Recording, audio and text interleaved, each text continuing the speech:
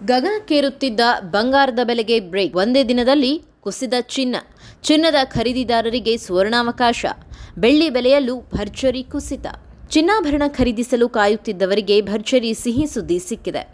ಸತತ ಏರಿಳಿತದ ನಡುವೆ ಬುಧವಾರ ಚಿನ್ನ ಮತ್ತು ಬೆಳ್ಳಿ ಬೆಲೆಯಲ್ಲಿ ಭಾರೀ ಇಳಿಕೆ ದಾಖಲಾಗಿದ್ದು, ಖರೀದಿದಾರರ ಜೇಬಿಗೆ ದೊಡ್ಡ ಮಟ್ಟದ ಉಳಿತಾಯವಾಗಿದೆ.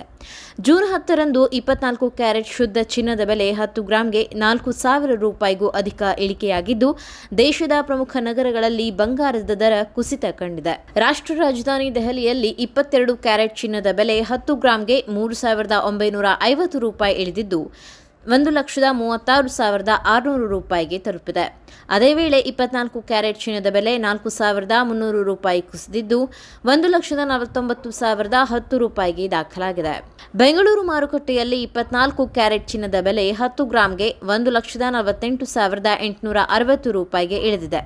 ಇನ್ನು ಬೆಳ್ಳಿ ಬೆಲೆಯಲ್ಲೂ ಭಾರೀ ಕುಸಿತ ಕಂಡುಬಂದಿದ್ದು, ಪ್ರತಿ ಕೆಜಿಗೆ 10,000 ರೂಪಾಯಿ ಇಳಿಕೆಯಾಗಿದ್ದು, ದೆಹಲಿಯಲ್ಲಿ ಬೆಳ್ಳಿ ದರ 2,50,000 ರೂಪಾಯಿಗೆ ತಲುಪಿದೆ.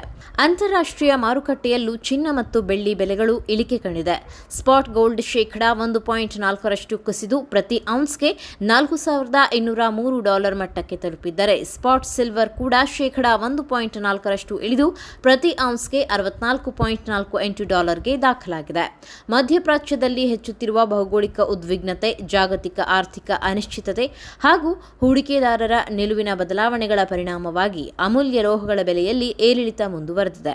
ಆದರೆ ಸದ್ಯದ ಕುಸಿತದಿಂದ ಚಿನ್ನಾಭರಣ ಖರೀದಿಗೆ ಮುಂದಾಗಿರುವ ಗ್ರಾಹಕರಿಗೆ ಇದು ಅನುಕೂಲಕರ ಅವಕಾಶವಾಗಿದ್ದು, ಮಾರುಕಟ್ಟೆಯ ಮುಂದಿನ ಬೆಳವಣಿಗೆಗಳತ್ತ ಎಲ್ಲರ ಗಮನ ನೆಟ್ಟಿದೆ.